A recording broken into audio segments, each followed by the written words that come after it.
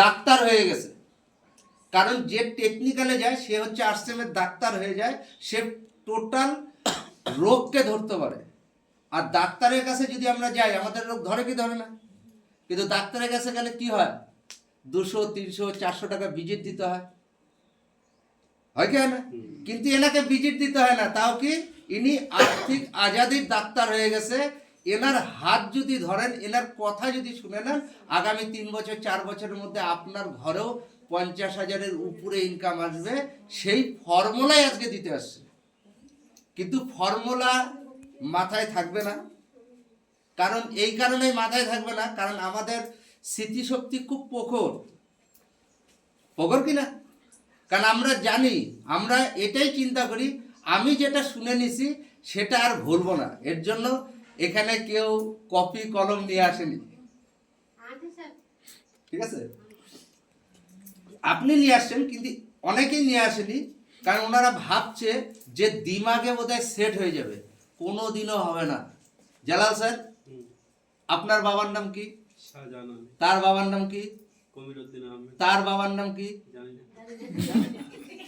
মানে নানার বাবার নাম জানে না, যিনি ওনাকে উনি বেঁচে থাকতেই ওনাকে জায়গার মালিক করে দিয়ে গেছে। আপনার বাড়ির জায়গা তো আপনি কেনেননি, আপনার পূর্বপুরুষ কিনছে, কিন্তু তার নাম আপনি ভুলে গেছেন, কারণ আপনার নানার বাবার নাম এখানে রাখছেন। যদি নানার বাবার ফটো লাগায় রাখতেন, যদি নানার বাবার নাম লিখে রাখতেন, তাহলে কি ভুলতেন না। এখানে আর্থিক আজাদি, টাকা দরকার আছে কি আছে না আমাদের, হ্যাঁ? কিন্তু আমরা আরসিএমকে বুঝতেই চাচ্ছি না। যেখান থেকে ইনকাম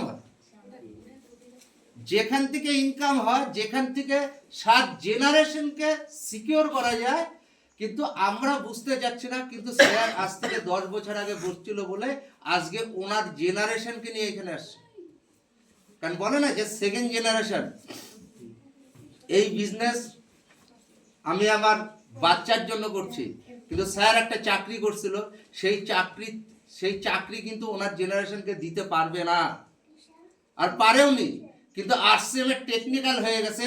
স্যার যখন এই ধরতিতে না থাকবে, এই পৃথিবীতে না থাকবে, ওনার ছেলে তখন ইমরাল্ডের ইনকাম নেবে, স্টার রুবির ইনকাম নেবে।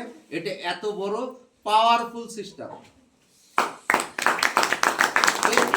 একে বুঝতে হবে আরসিএম কেন করব, কেন আরসিএম করব, এটা বুঝতে হবে। কারণ আমাদের যে জায়গাটায় বাস করি সেই জায়গাটা হচ্ছে আমাদের পরিচিতি মহল কিনা। সেখানে আমার রিলেটিভ থাকে, সেখানে আমার গ্রামবাসী থাকে, সেখানে আমার ফ্রেন্ড সার্কেল থাকে কি থাকে না? আর কি যাদেরকে আমি আরসিএম বলতে যাচ্ছি, উনি বলছে যে এটা ফালতু, এটা চলবে না। এরকম তো আমিও করেছিলাম। কিন্তু যাকে আপনি চেনেন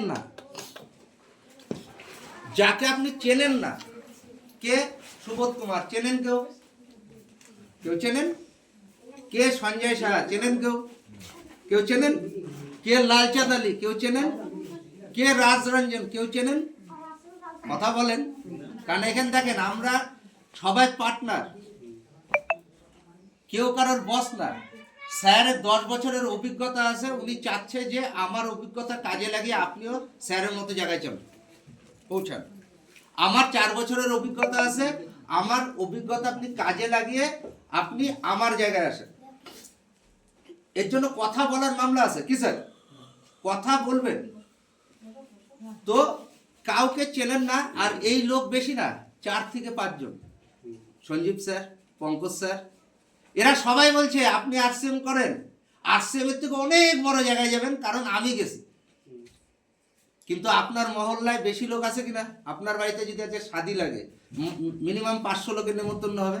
সেই 500 লোকই আপনাকে বলছে এটা ফালতু, এটা চলবে না। কার কথা শুনবেন? তার কথাই, কারণ উনি আপনার নিজের লোক, তার কথাই কিনা। বুঝতে পারছেন আমার কথা? এই কারণে বলছি আরসিএম কেন করবেন, এটা আপনাকেই চিন্তা করতে হবে এখান থেকে। আর কিভাবে করবেন, যখন আপনার কমপ্লিট হয়ে যাবে, কেন করবেন সেইটা ক্লিয়ার হয়ে যাবে, কিভাবে করবেন সেটা দেখানোর জন্য, রোড ম্যাপ দেওয়ার জন্যই আজকে ইঞ্জিনিয়ার আসছে। দেখেন, ইঞ্জিনিয়ার এমন একজন ব্যক্তি, ইঞ্জিনিয়ারে পৌঁছাতে অনেক টাইম লাগে। স্যারের 10 বছর লাগছে, 8 বছর লাগছে, এরকম টাইম লাগছে। কিন্তু এখন যে ইঞ্জিনিয়ার হয়ে গেছে, উনি আসবে 5 মিনিট, 10 মিনিট, 1 ঘন্টারই কাজ আছে। এই বিল্ডিং যে তৈরি করছে, কে করছে? লেবার আর মিস্ত্রি। লালচাঁদ স্যার, আমি লেবার মিস্ত্রির মতো কাজ করব আপনাদের সাথে। কিন্তু ইঞ্জিনিয়ার যে আসছে, তার ম্যাপ যদি আপনি তৈরি করে নেন, আপনার বিল্ডিং বানাতে ভালো হবে, সুবিধা হবে। হবে কি হবে না? গ্যাস স্যার, সুবিধা হবে। তো আপনারা পুরো পুরো ফোকাস, মানে আজকে 1 থেকে 1.5 ঘন্টা মিটিং হবে।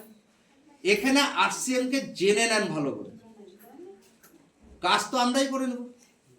তো আমি স্যারকে ডাকার আগে যেটা বললাম যে সেকেন্ড জেনারেশন, তো সেকেন্ড জেনারেশন এখানে উপস্থিত আছে, যিনি অলরেডি এই বিজনেসে রান করছে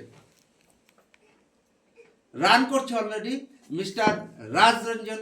চাবো স্যারের জন্য একবার জোরদার ক্লাপিং। আর এই ক্লাপিংয়ের মাধ্যমে